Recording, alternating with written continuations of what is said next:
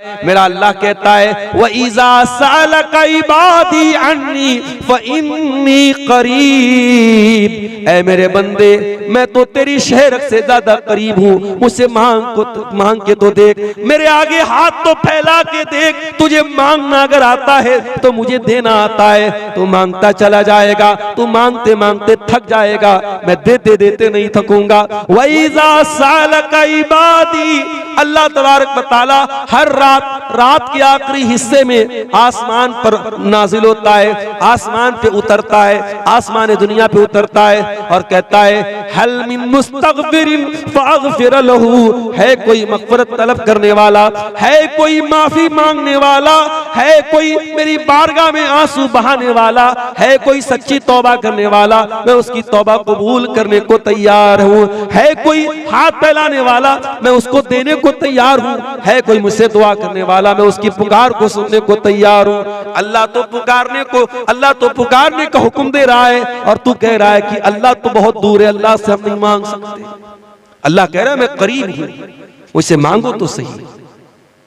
ये दौर कयामत के करीब का दौर है, ये दौर फितनों का दौर है, ये दौर कदम कदम पर इस्लाम से और ईमान से दूर करने वाली चीजों का दौर है। जब नबी के दौर में, सहाबा के दौर में औरतें दीन के लिए जागरूक हुआ करती थी, अल्लाह के नबी के पास औरतें आती हैं और क्या कहती हैं, गलबर रिजालु या रसूल अल्लाह, ऐ अल्लाह के रसूल दीन सीखने के मामले में मर्द हजरात बाजी मार ले गए, मर्दों को तो आप दीन सिखाते हैं लेकिन अल्लाह के नबी औरतों को दीन सिखाने का कोई इंतजाम नहीं है, हमें आप अलग से कोई दर्स नहीं देते, कोई तकरीर नहीं करते। उस जमाने में लाउड स्पीकर नहीं था कि एक तकरीर हो रही है तो इधर मर्द सुन रहे उधर औरतें सुन रही। औरतों ने आकर के डिमांड की, या रसूल अल्लाह मर्दों को तो आप बहुत दीन सिखा रहे, हमें कौन सिखाएगा। हदीस के अल्फाज हैं, अल्लाह के प्यारे नबी ने हफ्ते में अलग से दिन मुकर्रर किया और औरतों के बीच में आप जाकर के अलग से तकरीर करते थे। उस जमाने की औरतें जुमा के खुतबे में पाबंदी से आती थी। हजरत उम्मे अतिया रज़ी अल्लाह ताला अन्हा कहती हैं, मैंने सूरह काफ याद कर लिया, प्यारे नबी की जबान से सुन करके प्यारे नबी सल्लल्लाहु अलैहि वसल्लम हर जुमा के खुतबे में सूरह काफ पढ़ते थे। आज अफसोस की बात है, आज अफसोस की बात है कि हमारे इलाकों की मस्जिदों में आमतौर से खवातीन के लिए इंतजाम नहीं होता। 4-4 मंजिल की मस्जिदें आपने बना के रखी है, औरतों के लिए इंतजाम करके नहीं रखा है। मेरे भाइयों, जब खतरा ज्यादा हो तो सिक्योरिटी ज्यादा बढ़ाई जाती है, जब चोर ज्यादा हो तो ताला मजबूत रखा जाता है, दरवाजों को मजबूत बनाया जाता है। आपकी कौम की बच्चियों के दीन और ईमान पर हमला करने के लिए लुटेरे हर तरफ घूम रहे हैं। अपनी कौम की बच्चियों को अगर आपने दीन की तालीम से अगर उनको आरास्ता न किया, उनको दीन न सिखाया, तकरीरों के जरिए, जलसों के जरिए, जुमा के खुतबों के जरिए और मदरसों में पढ़ा करके और उनके दरमियान दीन की गुफ्तगू करके, तो माफ कीजिएगा इस सैलाब से, इस बेहयाई के तूफान से अपने बच्चों को बचाना बहुत मुश्किल हो जाएगा। और आज हालात आप देख लें, आज की रात आपके इस इलाके में कम असर महसूस होता है। आप पटना चले जाएं, भागलपुर चले जाएं, बारसोई चले जाएं, मालदा चले जाएं, पूरी रात इबादत हो रही है। शबे बारात के नाम से ये रात मनाई जा रही है। कोई हलवा बैठ करके खा रहा है, कोई मुर्दों को जाकर के कब्रिस्तान में वहां अपने मुर्दों के लिए फातिहा पढ़ रहा है। ये सारा का सारा काम दीन के नाम पे हो रहा है, ये सारा का सारा काम इस्लाम के नाम पे हो रहा है, सवाब के नाम पे हो रहा है, जबकि इस्लाम में इस रात की कोई हकीकत नहीं है। अगर ये रात वाकई में कोई फजीलत की रात होती, जनाब मोहम्मद रसूलुल्लाह सल्लल्लाहु अलैहि वसल्लम खुद इस रात में इबादत करते, आपके सहाबा इबादत करते, आपकी बीवियां इबादत करती। जिस तरीके से रमजान का महीना आता था, अम्मा आयशा फरमाती है, काना रसूलुल्लाह सल्लल्लाहु अलैहि वसल्लम इज़ा दखल अल-अश्र अहया लैलहू व अयक़ज़ अहलहू व शद्द मिज़रहू। जब रमजान का आखिरी अशरा आता था, प्यारे नबी सल्लल्लाहु अलैहि वसल्लम अपने घर वालों को जगाते थे, रात भर जागते थे, अपनी कमर कस लेते थे, इबादत करते थे। अगर वही मामला शबे बारात का होता, आज की रात का होता, तो प्यारे नबी से इसका भी सबूत मिलता कि नहीं मिलता। और अभी एक वीडियो मैंने देखा यूट्यूब के ऊपर, फेसबुक के ऊपर, एक आदमी हलवे पर दलील दे रहा है। कह रहे, वो पूछता है कि हलवा कौन सी किताब में लिखा है। अरे हलवा किताब में थोड़ी मिलेगा, हलवा तो कढ़ाई में मिलेगा। इस तरीके की चुटकुलेबाजी से, इस तरीके की फालतू दलीलों से अपने हलवे को साबित किया जा रहा है।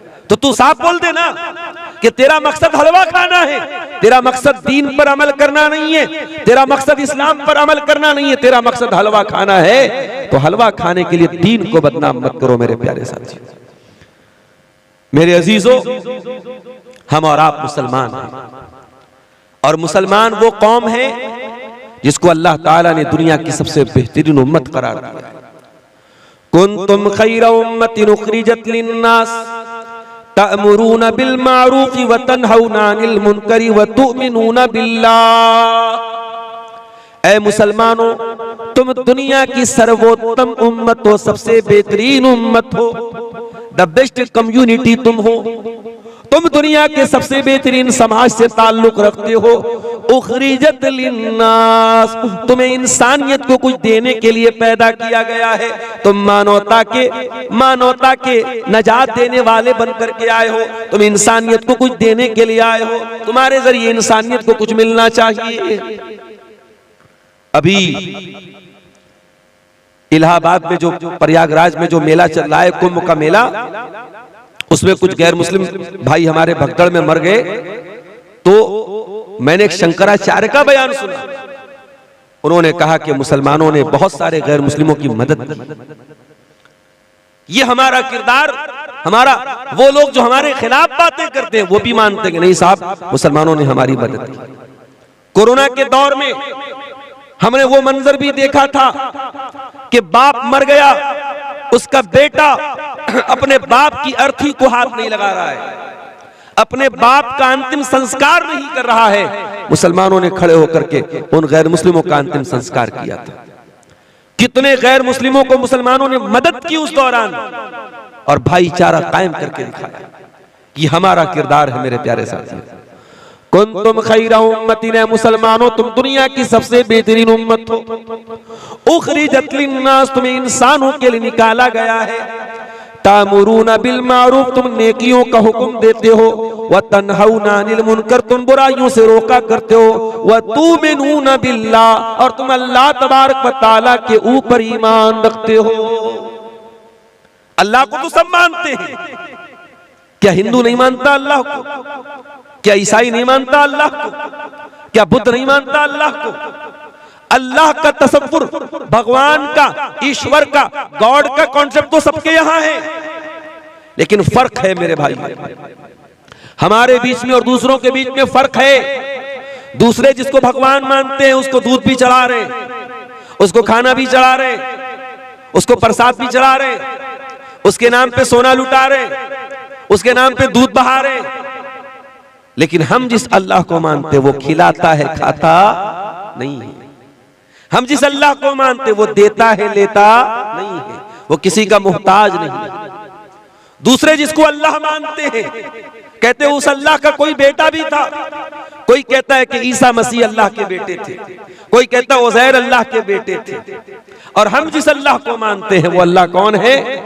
कुल हुवल्लाहु अहद अल्लाहुस समद लम यलिद व लम यूलद व लम यकुल लहू कुफुवन अहद। अल्लाह एक है, अल्लाह बेनियाज है, वो न किसी का बेटा है, वो न किसी का बाप है, और वो न कोई उसके बराबर है।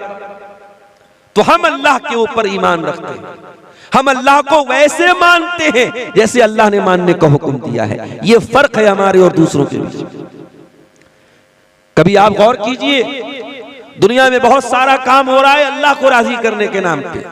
कोई शादी नहीं कर रहा है, पूछो क्यों नहीं कर रहे हो? अरे नहीं, शादी करेंगे औरत के चक्कर में पड़ेंगे, ईश्वर को नहीं खुश कर सकते, अल्लाह को नहीं खुश कर सकते। अल्लाह को खुश करने के लिए शादी नहीं कर रहा है। कोई अल्लाह को खुश करने के लिए अपनी मर्दानगी को खत्म कर देता है, कोई ऊपर वालों को खुश करने के लिए जिंदगी भर नंगा रहता है, नागा कहलाता है। कोई ऊपर वाले को खुश करने के लिए अपने बदन के बालों को कटवा देता है, अपने जिस्म को तकलीफ देता है। अल्लाह ने हमें और आपको मुसलमान बनाया मेरे प्यारे साथी। वमा जअल अलैकुम फिद्दीन मिन हरज, अल्लाह ने जो दीन हमको अता किया उस दीन के अंदर कोई तकलीफ देने वाला हुक्म नहीं है। कोई ऐसा हुक्म नहीं है जिसमें हमें तकलीफ हो, जिसमें हमें परेशानी हो, जिसको पूरा करने में हमको प्रॉब्लम आए। सफर की हालत में हम जाते हैं, इंसान घर में जितना कंफर्टेबल रहता है सफर की हालत में नहीं रहता।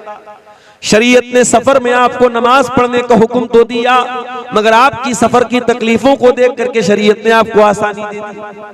4 रकात वाली नमाज को 2 रकात पढ़ लेना, मगरिब को इशा के साथ पढ़ लेना, जोहर को असर के साथ पढ़ लेना इजाजत दे दी, छूट दे दी आपको सफर की हालत में।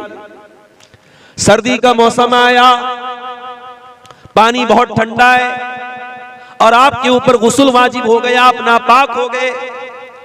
अगर गुस्ल करते हैं तो बीमार हो जाने का डर है और पानी गर्म करने का कोई रास्ता नहीं है, तो क्या करेंगे? फतयम्ममू सईदन तय्यबा, शरीयत ने तयम्मुम करने का हुक्म दिया।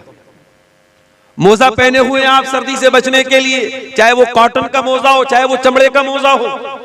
सफर की हालत में आप 3 दिन तक, अगर आपने वजू करके मोजा पहना है तो 3 दिन तक और 3 रात तक आप मोजा पहने रहिए, उतारने की जरूरत नहीं है। जब वजू टूट जाए वजू कीजिए, पैर को धोने की जरूरत नहीं है, मोजा पहने रहिए, पैर के ऊपर मसाज कीजिए, बस। ये हमारा दीन है मेरे प्यारे साथी। वमा जाल अलैकुम फिद्दीन मिन हरज, हमने तुम्हें वो दीन दिया है जिस दीन में कोई दिक्कत नहीं है, कोई परेशानी नहीं। हम उस दीन के मानने वाले हैं जिस दीन में शादी ब्याह करने का भी हुक्म दिया गया, बीवी बच्चों का हक अदा करने का हुक्म दिया गया। हमारा दीन हमें को रहबानियत नहीं सिखाता। हमारे दीन में शादी ना करने वाले को पसंद नहीं किया गया। कोई लड़का कोई लड़की शादी के काबिल हो, शादी न करे, इस्लाम में इसको अच्छा करार नहीं दिया गया। हम तो जन्नत में भी जाएंगे तो वहां भी कुंवारे नहीं रहेंगे, जन्नत में भी हमारी कोई बीवी होगी, जन्नत में भी हम डबल होंगे, हम सिंगल नहीं होंगे। सिंगल रहने वालों को अल्लाह पसंद नहीं करता। कोई औरत बेवा हो गई, कोई किसी मर्द किसी की बीवी का इंतकाल हो गया, अगर वो शादी कर सकता है तो शरीयत कहती है उसको शादी करना चाहिए। बेवा औरत अकेली न रहे, मुतल्लका औरत अकेली न रहे, आदमी बीवी के इंतकाल के बाद अकेला न रहे, वो जब भी रहे अपने लाइफ पार्टनर के साथ रहे, अपनी शरीक हयात के साथ रहे। और ताकत अगर अल्लाह ने आपको दी है और इंसाफ कर सकते हो तो शरीयत ने आपको 1 नहीं 2 नहीं 3 नहीं 4 तक आपको शादी करने की इजाजत दी है। ये इस्लाम है मेरे प्यारे साथियों, ये अल्लाह का दीन है जो हमें और आपको मिला है। हम तो उस उम्मत से ताल्लुक रखते हैं कि जब मुसलमानों को हुक्म दिया गया कि खाने काबा की तरफ मुंह करके नमाज पढ़ो, कल तक वो बैतुल मुकद्दस की तरफ मुंह करके नमाज पढ़ते थे। जब खाने काबा की तरफ मुंह करके नमाज पढ़ने का हुक्म मिला तो यहूदियों ने मजाक उड़ाया, कहा कि देखो भाई मुसलमानों का तो कोई ठिकाना ही नहीं है, कल कहीं और मुंह करके नमाज पढ़ रहे थे और आज खाने काबा की तरफ नमाज पढ़ रहे हैं मुंह करके। तो अल्लाह ने क्या फरमाया? सयक़ूलु सुफ़हाउ मिनन्नासि मा वल्लाहुम अन क़िबलतिहिमुल्लती कानू अलैहा क़ुल लिल्लाहिल मशरिक़ु वल मग़रिबु यहदी मन यशाउ इला सिरातिम मुस्तक़ीम। ऐ नबी, कुछ बेवकूफ लोग बोलेंगे कि मुसलमानों को उनके किबला से किस चीज ने हटा दिया। ऐ नबी जवाब दे दो, अल्लाह का हुक्म आ गया इसलिए मुसलमानों ने किबला बदल दिया, और पूरब का और पश्चिम का मालिक तो अल्लाह है। अल्लाह जिसको चाहता है सिरात मुस्तकीम का रास्ता दिखा देता है। वकज़ालिका जअलनाकुम उम्मतन वसता, और ऐ मुसलमानों हमने तुमको दुनिया की सबसे बेहतरीन उम्मत बनाया तो तुम्हारा किबला भी दुनिया का सबसे बेहतरीन किबला बनाया। आज साइंटिस्ट बोलते हैं कि जो खाने काबा है ये दुनिया का मिडिल है, दुनिया का सेंटर है खाने काबा। जो हमारा किबला है वो दुनिया का भी किबला है, वो दुनिया का मिडिल है, दुनिया का सेंटर है मेरे प्यारे साथी। हमारा किबला सबसे अच्छा, हमारे नबी सबसे अच्छे, हमारा दीन सबसे अच्छा, और हमें जो किताब मिली कुरान वो किताब भी सबसे अच्छी किताब। वो किताब ऐसी कि 6 साल का बच्चा कुरान का हाफिज है और फर फर फर पूरा कुरान तरावी में खड़ा होकर सुना देता है। दुनिया के किसी और मजहब की मिसाल ला के दिखा दो, दुनिया के किसी और मजहब में मिसाल ला के दिखा दो कि उस मजहब की आसमानी किताब को 6 साल का बच्चा भी याद कर ले और तरावी की नमाज में खड़ा होकर सुना दे। ये एजाज भी अल्लाह ताला ने अपनी किताब को दिया है। इन्ना नहनु नज़्ज़लना ज़िक्रा व इन्ना लहू लहाफ़िज़ून। इस कुरान को हमने उतारा है, इसकी हिफाजत हम करेंगे। 6 साल के बच्चे को हाफिज बना के इस कुरान की हिफाजत हम करेंगे और कुरान की तफसीर में कोई गड़बड़ी न कर पाए, कुरान के माना और मतलब में कोई गड़बड़ी न कर पाए, इसका भी इंतजाम हम करेंगे। हम उलमा की जमात तैयार करेंगे, हम कुरान और हदीस बयान करने वाले उलमा को खड़ा करेंगे जो हर दौर में कुरान का सही मतलब लोगों को बयान करेंगे। इन्ना नहनु नज़्ज़लना ज़िक्रा व इन्ना लहू लहाफ़िज़ून। इस कुरान को हमने उतारा है, इसकी हिफाजत भी हम करेंगे। हलवा खोर लोग इस कुरान की गलत तहरीफ नहीं कर पाएंगे। अपने पेट की दुकान चलाने वाले इस कुरान का गलत मतलब बयान करेंगे, मगर हम उलमाए हक को खड़ा करेंगे जो कुरान का सही मतलब दुनिया को बयान करेंगे। तो मेरे अजीजों, हम उस कुरान के मानने वाले लोग, मगर आज ये जूते क्यों पड़ रहे हमारे ऊपर? जिसका जी चाहता है हमें लाख सुना देता है, हमारी मस्जिदों को टेढ़ी नजर से देखने लगता है, हमारे मदरसों को बंद करने की बात करने लगता है, हमारे उलमा को सलाखों के अंदर डलवा देता है। क्यों? ये जिल्लत के हालात क्यों है मेरे प्यारे साथियों? इसका जवाब अल्लाह ताला सूरह रात के अंदर देता है। इन्नल्लाह ला युगय्यिरु मा बिक़ौमिन हत्ता युगय्यिरु मा बिअनफुसिहिम। अल्लाह ताला किसी कौम के हालात को तब तक नहीं बदलता जब तक वो कौम अपने करतूतों को न बदल ले। जब तुम अपने करतूतों को बदलोगे, हम तुम्हारे हालात को बदल देंगे।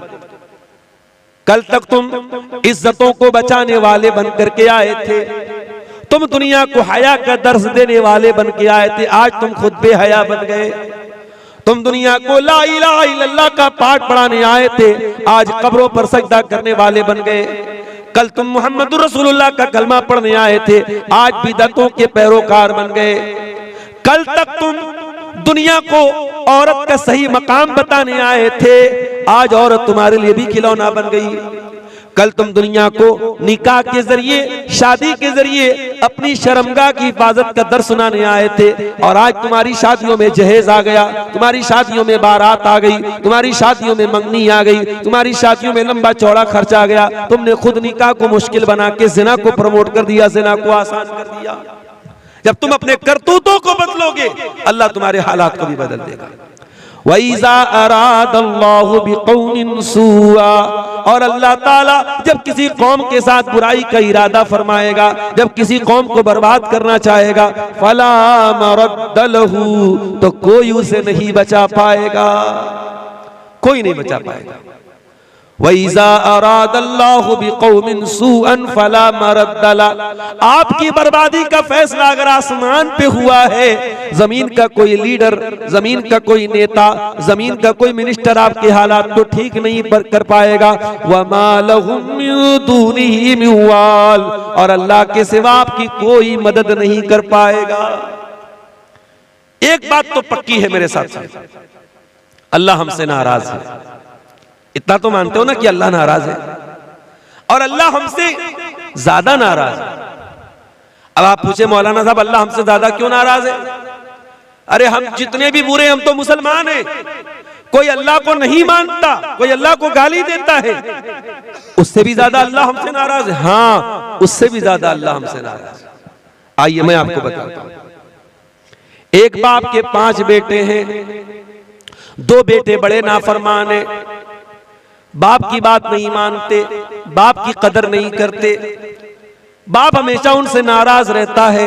लेकिन 3 बेटे ऐसे हैं जो बाप के बड़े लाडले बेटे हैं, बड़े लायक बेटे हैं, बाप की बड़ी इज्जत करते हैं, बाप का हक अदा करते हैं। अगर वो 3 लायक बेटे जो बाप के बड़े लाडले बेटे हैं, अगर वो 3 लायक बेटे अगर वो गलत हो जाएं, वो गड़बड़ हो जाएं, वो बाप के नाफरमान बन जाएं, वो गलत काम करने लगे, तो बाप को ज्यादा तकलीफ होती है।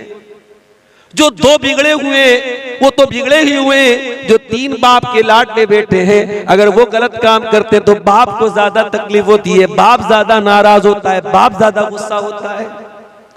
मेरे अजीजों, मेरे भाइयों, ये मैंने एक मिसाल आपको समझाने के लिए दी है।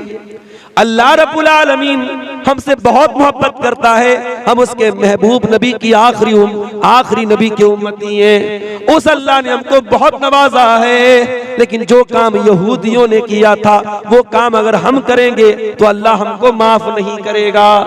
अल्लाह ने यहूदियों को भी बहुत नवाजा था, या बनी इस्राईल अज़्कुरू निअमती अल्लती अनअमतु अलैकुम व अन्नी फद्दलतुकुम अलल आलमीन। ऐ बनी इस्राईल, हमने तुमको बहुत नेमतों से नवाजा। रेडीमेड खाना उतरता था आसमान से बनी इस्राईल, कभी हमारे लिए रेडीमेड खाना नहीं उतरा। बनी इस्राईल के रेडीमेड मन्नो सलवा उतरता था। उलमा ने लिखा है कि मन जो होता था ये हलवा टाइप का मीठी चीज कोई चीज थी, और सलवा जो था ये कोई परिंदा था।